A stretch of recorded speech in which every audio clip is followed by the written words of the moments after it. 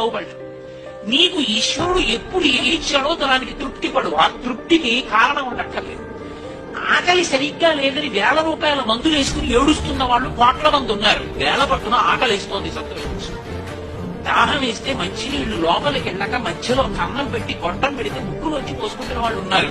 గుటుక్కు నీళ్లు తాగితే లోపలికి పెడుతున్నాయి, సంతోషించు. రాత్రి తిని పడుకుంటే పొద్దునికి కడుపులో పోట్లు వచ్చి జీర్ణం అవ్వక ఏడుస్తున్న వాళ్ళు 1,00,000 మంది ఉన్నారు. తిన్నది గుండ్రాయి అయినా సరే తెల్లారేటప్పటికి జీర్ణం అయిపోతుంది, సంతోషించు. పడుకుంటే నిద్ర పట్టక చారుడు మాత్రం లేచి పడుకుంటున్న వాళ్ళు ఉన్నారు. తలగడా మీద చెయ్యి మీద పడుకుంటే నిద్ర పడుతుంది.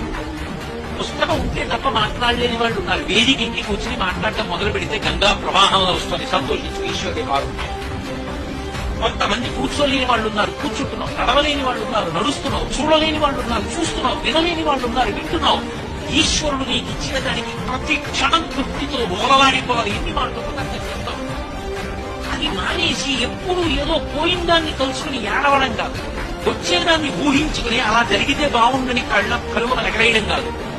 ఇప్పుడు ఇక్కడ నీకు ఈశ్వరుడు వర్తమానంలో ఏమిచ్చాడో దానితో తృప్తిగా ఉండడం అలవాటైతే వాణ్ణి మించిన భాగ్యవంతుడు లేడు. అదే ధర్మం. చాలు ఈశ్వర, ఇంకేమి వాళ్ళ ఇంతకన్నా